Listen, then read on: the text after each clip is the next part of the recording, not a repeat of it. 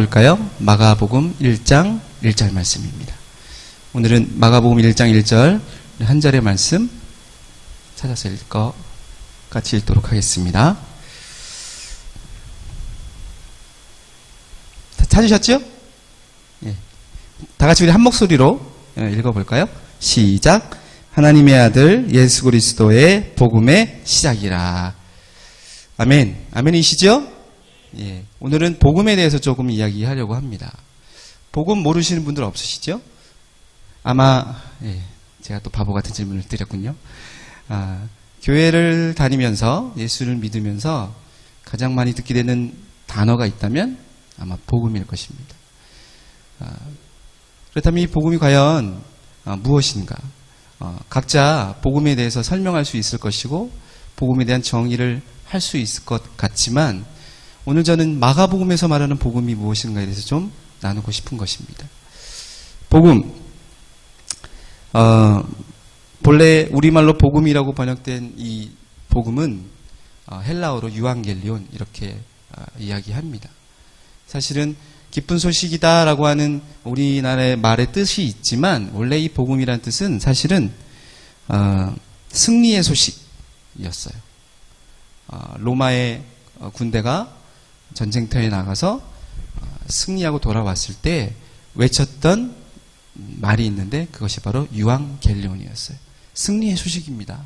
혹은 황제가 태어나는 것을 알리는 소식. 새로운 황제가 로마의 황제로 등극되는 것을 알렸을 때 유앙겔리온이다 라고 이야기를 했습니다.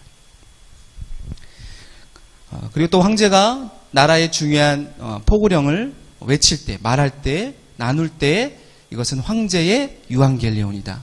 황제의 복음이다. 이렇게 사용되어졌던 단어가 유앙겔리온입니다. 오늘날 우리는 이 복음이라는 단어를 매우 친숙하고 교회를 다니는 우리는 너무나 쉽게 접할 수 있는 단어였지만 로마 제국 시대에는 사실은 이 복음이라는 단어는 아무나 아무 때나 사용할 수 있는 단어가 아니었어요. 마치 바꿔 말하면 예수님의 제자들이 활동했던 이 로마 제국 시대에는 복음이란 단어를 사용할 수 있는 사람은 딱 한 사람이었어요. 바로 로마 황제였습니다. 로마 황제 외에는 사실 이 복음이란 단어를 쓰면 안 되는 것이었어요. 그만큼 권위가 있는 말이 바로 복음이었습니다. 요즘은 우리가 그 대통령을 대통령님 이렇게 많이 부르지만 예전에는 어떻게 불렀죠? 대통령 각하. 이 각하라는 말은 사실은 대통령 외에는 붙이지 않아요. 그런 것처럼 이 복음이라는 단어는 로마 시대에 쉽게 사용되는 말도 아니었을 뿐만 아니라 아무나 쓸 수 있는 말이 아니었는데 오늘 마가복음의 저자인 마가는 이 마가복음을 시작하면서 1장 1절에 무엇이라고 이야기하고 있죠? 하나님의 아들 예수 그리스도의 복음의 시작이라. 예수 그리스도의 복음이다. 이렇게 선포하듯이 시작을 하고 있습니다. 왜 마가복음의 저자인 마가는 이 이야기를 먼저 선포하듯이 이야기하면서 복음서를 시작하고 있을까? 로마 제국 시대의 로마 황제는 어떤 사람이었겠습니까? 지금의 유럽, 중동, 터키를 비롯한 중앙아시아 세계의 거의 절반을 통치하고 다스리던 사람이 바로 이 당시 로마 제국의 황제였습니다. 그 누구도 함부로 할 수 없는 무소불위의 권력을 갖고 있었던 사람이 바로 이 로마 황제였어요. 로마 황제의 말 한마디가 곧 법이었고 그 말 한마디면 적게는 한 사람, 많게는 수십 명, 수백 명, 수천 명의 목숨도 로마 황제의 말 한마디에 살리기도 하고 죽이기도 할 수 있는 강력한 권한과 힘을 갖고 있는 사람이 바로 로마 황제였습니다. 이런 로마 황제들 가운데 이 마가복음이 기록될 당시에 로마 제국을 다스렸던 왕이 있는데요. 황제가 있는데 혹시 네로 황제라고 들어보셨나요? 네, 아마 세기사를 조금 이해하고 계신 분들은 네로 황제라는 이름을 들어보셨을 것입니다. 이 네로 황제가 로마 제국을 다스릴 당시에 예수 그리스도의 복음은 로마 제국 전 지역에 편만하게 증거가 된 상황이었어요. 점점 예수 그리스도를 믿는 그리스도인들이 많아지던 상황이었습니다. 로마의 5번째 황제였던 이 네로는 AD 54년부터 약 16년간 로마를 다스렸다라고 합니다. 통치 초기 한 5년 동안은 굉장히 그 로마 제국을 잘 다스렸다고요. 그런데 그가 5년이 지난 이후부터 방탕하기 시작하더니 나중에는 이것이 광기로 변해서 세상에 이런 도라이 같은 황제가 없을 정도로 로마 제국을 엉망진창으로 다스리기 시작했다고 합니다. 그도 그럴 것이 이런 놀라운 힘과 권위를 갖고 있는 로마 황제를 누가 감히 건들겠습니까? 그가 아무리 잘못된 일을 한들, 잘못된 명령을 내린들 그것을 가지고 이의를 제기할 사람이 아마도 없었을 것입니다. 그러던 와중에 AD 64년경에 로마 제국에 큰 화재가 일어나게 됩니다. 로마 제국에 큰 화재, 대화재가 일어나게 돼서 로마 제국의 거의 3분의 2가 되는 도심이 불타 없어지게 돼요. 이 불로 인해서 로마시에 살고 있는 수많은 사람들이 집과 재산과 생명과 가족을 잃게 됩니다. 그런데 이 로마의 대화재가 났을 때 역사 문헌에 의하면 네로 황제가 로마시에 없었다라고 해요. 그래서 로마 바깥에 있었던 이 평소 잔인하고 기이한 행동을 많이 했던 이 네로 황제에 대해서 나쁜 소문이 돌기 시작했어요. 그렇지 않겠습니까? 나라에 큰 변고가 일어났는데 나라의 지도자가, 나라를 다스리고 책임져야 할 지도자가 그 자리에 없다고 한다면 사람들이 어떤 마음이 들겠습니까? 굉장히 실망스럽고 나중에 이것이 분노로 바뀌게 된다는 것을 우리가 알 수가 있습니다. 네로 황제에 대한 나쁜 소문이 돌기 시작해서 거기다가 이런 소문도 돌기 시작했습니다. 네로가 새로운 궁전을 짓기 위해서 일부러 로마시에 불을 질렀다. 그러니까 점점 여론이 이 화재의 원인과 이 화재의 모든 책임이 누구에게로 돌아가기 시작하는 것이에요?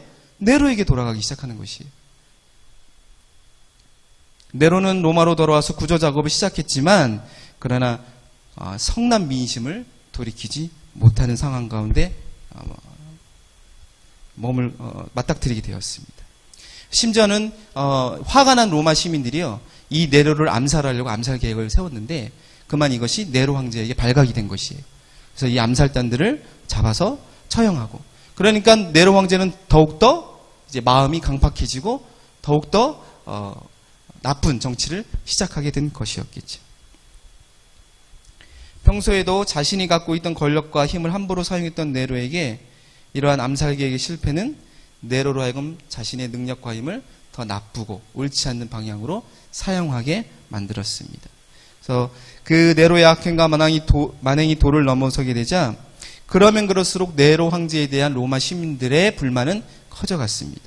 그래서 더 이상 네로 자신이 자신들에게 평화를 가져다주는 존재가 아닌 것이었어요. 로마 황제가 유앙겔리온이다라고 외치는 것은 로마 제국의 기쁜 소식을 알려다 주는 거예요. 대표적인 것이 로마 군대의 승리 소식이었고, 로마 황제가 갖고 있는 힘과 권력으로 로마 제국의 시민들에게 수많은 혜택을 주는 놀라운 포고령을 내리는 것이 바로 로마 황제 유앙겔리온이었지만, 이젠 로마 황제 네로의 입에서 나오는 모든 말은 사람들을 공포에 떨게 했고, 사람들을 어려운 가운데, 사람들을 힘든 가운데 내모는 그러한 유앙겔리온이 되고 말았습니다. 더 이상 기쁜 소식, 승리의 소식이 아닌 두려움과 공포의 소식으로 바뀌고 만 것이겠죠. 이 무렵에 기독교인에 대한, 그리스도인에 대한 박해가 시작됩니다. 네로도 자신에 대한 여론이 너무나 나빠지게 되자 이 책임을 자신이 아닌 그 누군가에게 돌릴 정치적인 필요가 있다는 것을 깨닫게 되고, 그들 중에 누구를 선택했냐면 바로 그리스도인들을 택하게 된 것이에요. 그래서 그리스도인들은 이때부터 이 로마 황제 네로의 희생양이 되어서 핍박을 받게 됩니다. 로마의 원형 경기장 가운데 그리스도인들이 끌려오게 돼요. 굶주린 사자에게 어린 자녀와 또 사랑하는 아내와 자기 자신이 먹잇감이 되어지게 됩니다. 심지어는 어린 아이들에게 양의 가죽을 덮어 씌워서 며칠 동안 굶주린 사자 앞에 내어 던지는 것입니다.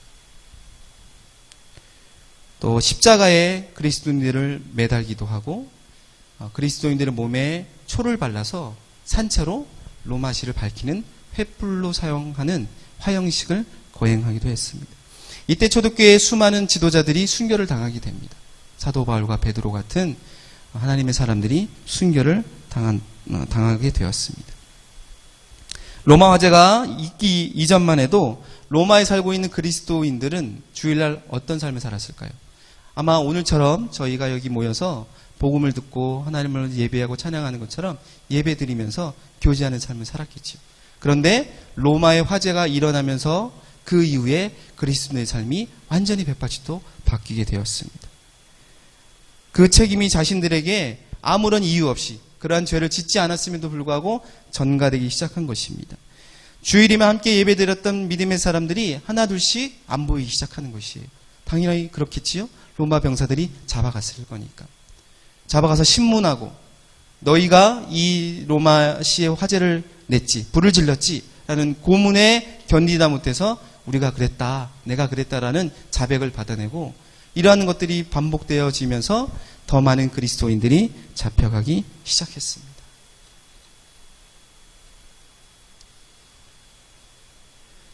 왜 그리스도인들이 이처럼 억울한 누명을 쓰고 죽어가야만 했을까? 그 이유는 단 한 가지였습니다.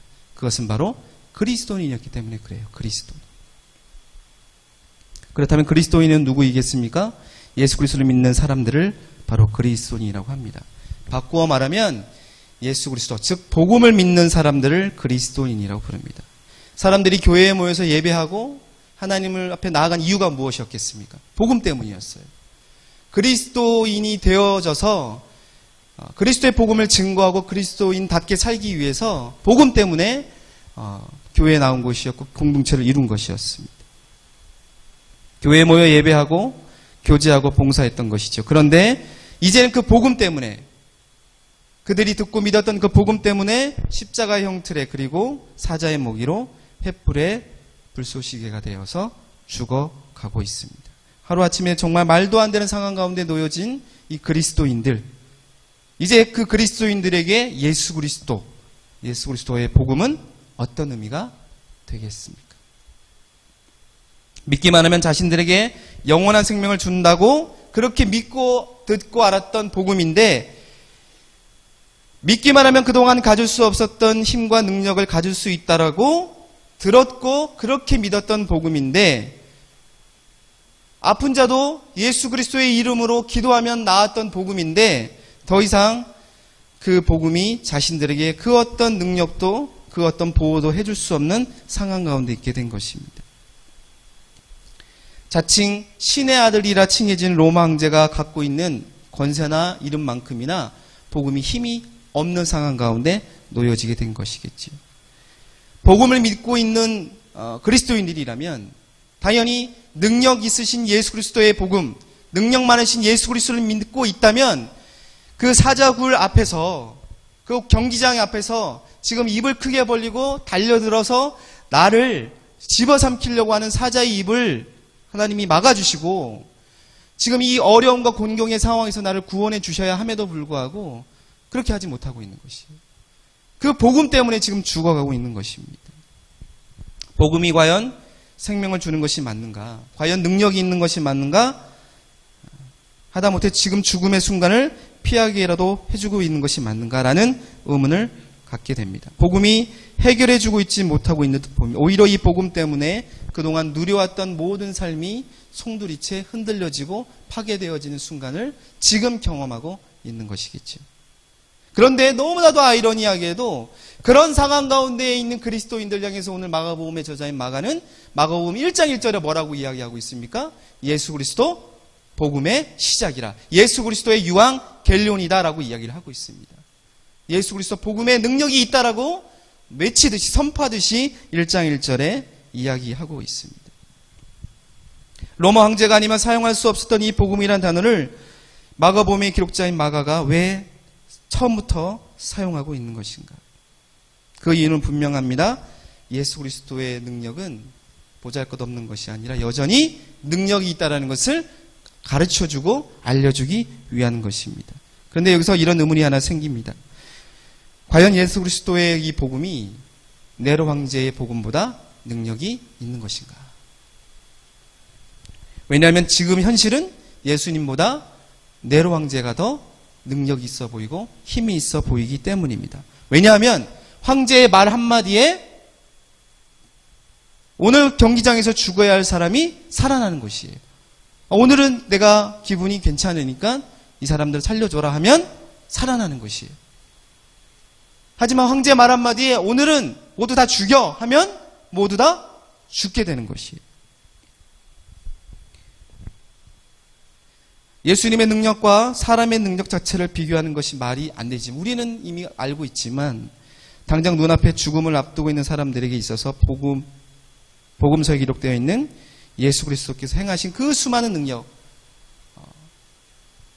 바다 위를 걸으시고 눈먼 자를 눈뜨게 하시고 오병이의 역사를 펼치셨던 예수님의 그 이적과 능력의 이야기들은 지금 당장 죽음을 앞두고 있는 그리스도인들에게는 더 이상 능력의 말씀이 될 수 없는 것이겠죠. 그렇게 보여지지 않는 것이겠죠.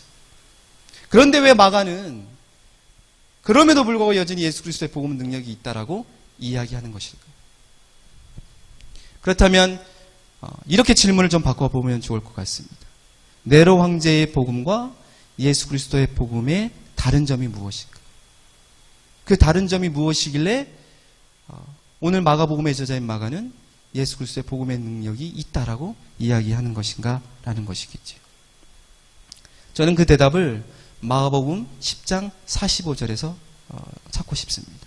마가복음 10장 45절. 제가 읽어드릴게요. 인자가 오는 것은 섬김을 받으려 함이 아니라 도리어 섬기려 하고 자기 목숨을 많은 사람의 대속물로 주려 함이니라. 예수 그리스도의 말 한마디에 죽어야 할 사람이 살았을 뿐만 아니라 죽었던 사람도 다시 살아났습니다. 믿으시죠? 이게 예수님께서 행하신 이적이었어요. 예수 그리스도의 말씀 한마디면 거센 풍랑도 잠잠케 되었습니다. 무리를 걸을 수 있었습니다. 예수 그리스도의 말 한마디면 눈을 뜨지 못했던 사람도 눈을 떴습니다.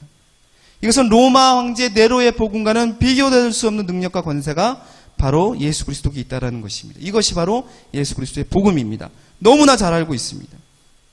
이와 같은 능력과 권세를 로마 황제인 네로가 조금은 흉내낼 수 있어도 자기 말 한마디로 사람을 살리고 죽일 수 있는 예수님의 사람을 살리는 것을 조금은 흉내낼 수 있어도 네로 황제가 절대로 흉내낼 수 없는 예수님의 능력은 뭐냐면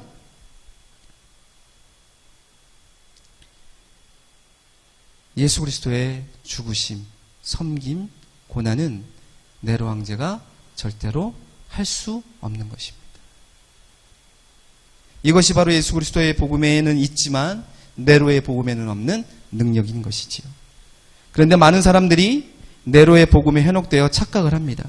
그저 예수 그리스도의 복음의 능력을 조금 흉내내는 것, 아니 신용만 하는 것을 보고 마치 네로의 복음이 능력이 있는 것처럼 네로가 마치 예수님보다 더 능력이 있는 것처럼 착각을 하게 됩니다.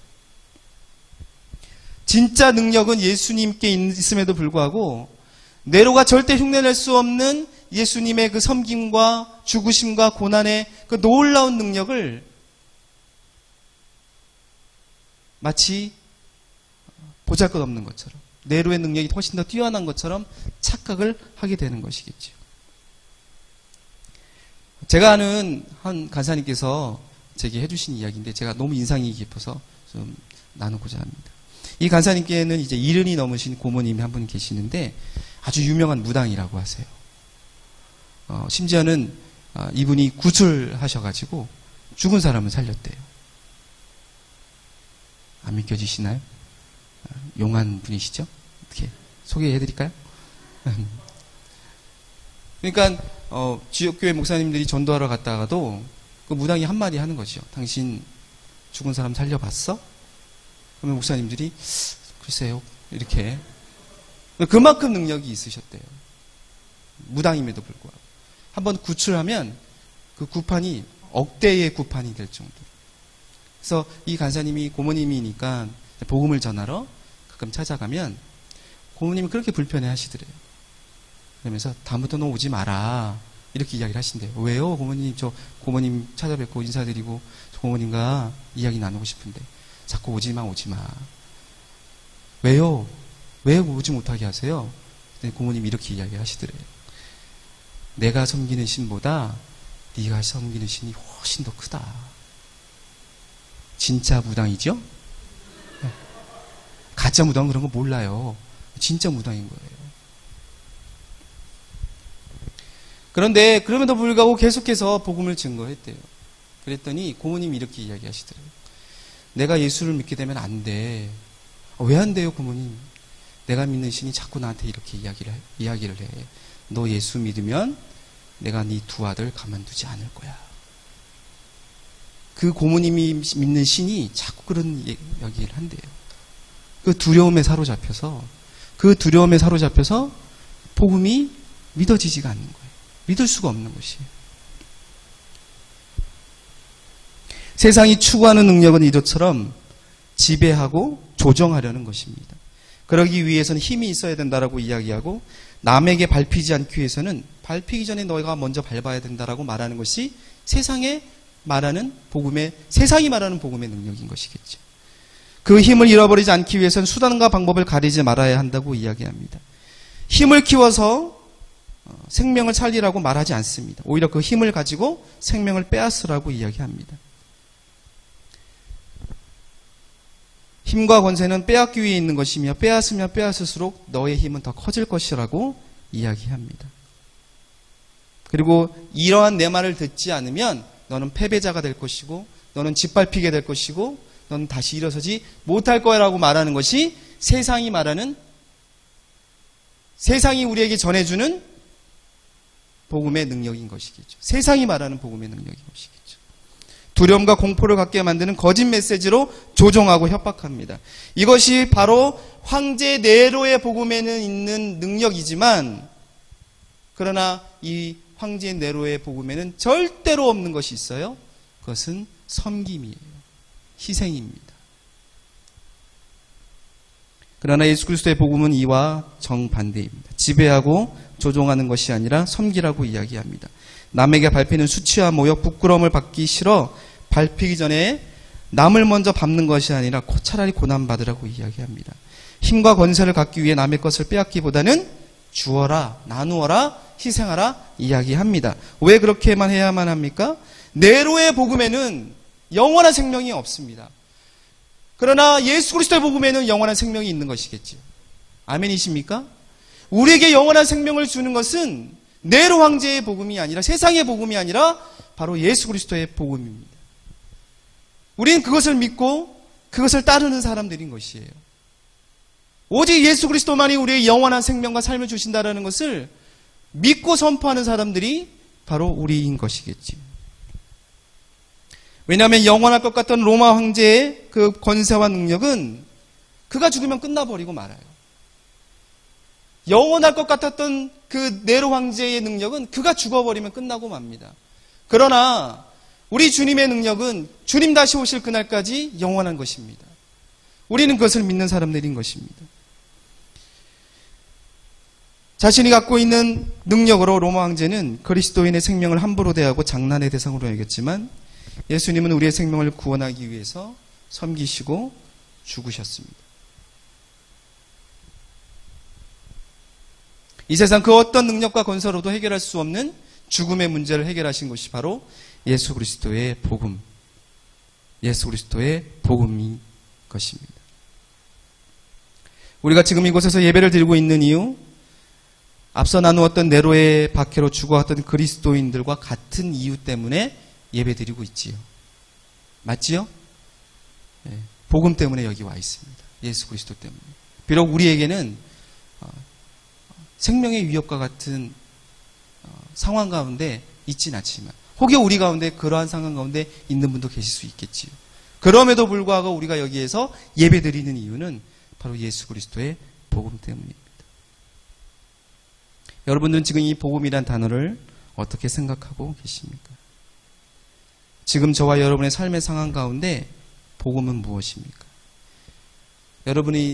저와 여러분이 따르고 있는 복음은 네로의 복음입니까? 아니면 예수 그리스도의 복음입니까? 무엇을 지금 쫓아가고 계십니까? 무엇을 따라가고 계십니까? 저는 몇 년 전에 미국 시애틀 에임베이스에서 진행하는 말씀학교에 우리 가족들과 함께 말씀학교를 섬기러 갔었습니다. 그때 저랑 이제 같이 간사로 섬기셨던 간사님 부부가 계셨는데, 서울역 앞에 가면 남대문 교회라고 혹시 아시는지 모르겠어요. 남대문 교회라고 120년이 된 남대문 교회가 있는데, 그 남대문 교회에서 22년간 담임 목회 활동을 하시고 은퇴하신 목사님 부부, 목사님과 사모님 부부셨어요. 2010년, 11년 제주 SBS를 하시고, 그리고 그 2011년, 12년에 있는 그 말씀학교, 시애틀 말씀학교를 섬기기 위해서 같이 갔었습니다. 목사님이 남대문 교회에서 사역을 하시기 이전부터 목회 활동을 하셨기 때문에 은퇴하실 때쯤 되셨을 때는 거의 40년 넘게 50년 가까이 목회를 하신 것이겠죠.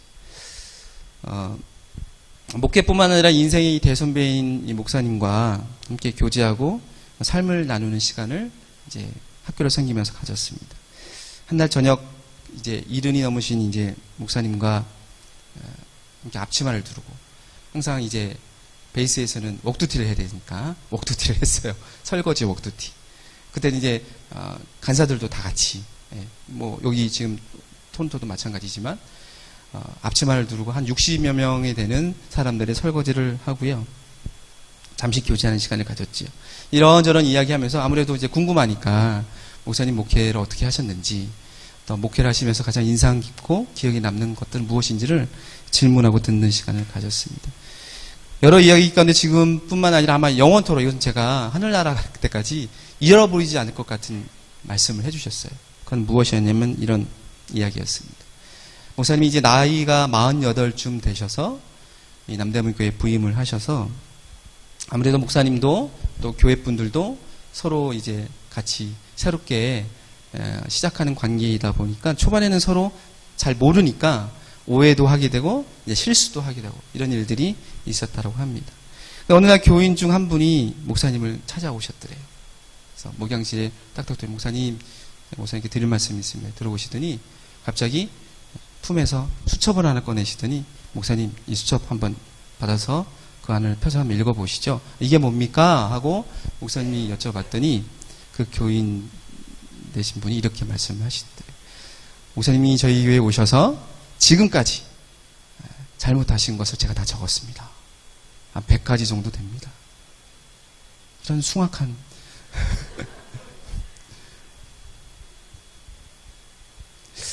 제가 되게 궁금해졌어요. 목사님이 뭐라고 이야기하셨을까. 아무리 새로운 목사가 마음에 안 들어도 그렇지 대놓고 이런 건 좀 너무하지 않습니까? 이렇게 얘기하셨을까. 아마 너 죽고 나 죽자 이렇게 대판 싸웠으면 아마 그 교회에서 은퇴하지 못하셨겠지요.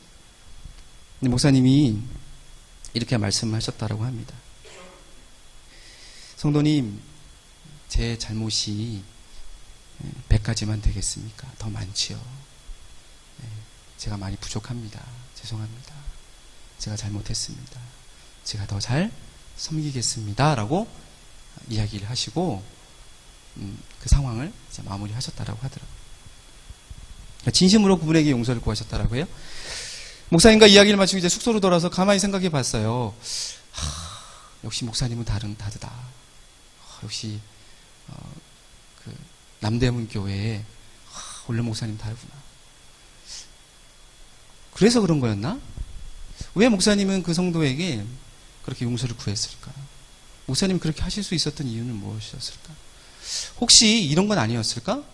목사님이 그 성도보다 배움이 부족했던 건 아니었을까? 지식이 부족했던 건 아니었을까? 근데 사실은 이 목사님은요, 박사학위가 있으신 분이셔요. 그러니까 지식이 모자른 분은 아닌 것 같아요.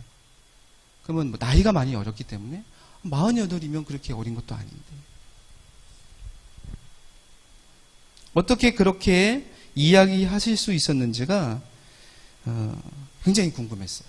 그런데 이 의문은 제가 이 시애틀에 있는 학교에서 목사님과 2, 3개월을 같이 지내면서 자연스럽게 알게 됐어요. 자연스럽게. 목사님은 젊은 시절 폐결핵을 앓으셔서 거의 죽다 살아나셔서 건강이 굉장히 안 좋으세요. 학교를 시작하시기 전에도 시애틀에 오시기 전에도 심한 감기와 또 그 폐렴으로 고생을 하셨죠. 건강이 별로 좋지 않으세요. 그래서 건강이 안 좋으신 목사님을 배려해서 이 간사 공동체에서 우리 목사님은 먹도티 하지 마시라고. 절대 하지 마시라고. 건강을 해치시면 안 되니까 절대 목사님은 먹도티 하시면 안 됩니다라고 했음에도 불구하고 목사님은 베이스에서 사는 사람들이 모두가 해야 하는 청소나 설거지 다 제외시켜두는데도 불구하고 항상 식사가 끝나시면 가장 먼저 앞치마를 두르시고 주방에 들어가셔서 시키지 않아도 항상 먼저 식기를 닦으시고 이른 아침에 그 누구보다도 일찍 일어나서 베이스 마당을 매일 하루도 빠짐없이 쓰시는 것을 청소하시는 것을 제가 보았습니다. 하루 이틀은 그럴 수 있다고 쳐요. 그렇죠? 하루 이틀은. 그런데 제가 베이스에서 제가 좀 먼저 나왔는데 나오기 전까지 단 하루도 거르지 아니하시고 그 일을 계속해서 섬기시는 모습을 제가 보았습니다. 그리고 까마득한 후배인 제게 언제나 간사님 제가 담당 간사였거든요.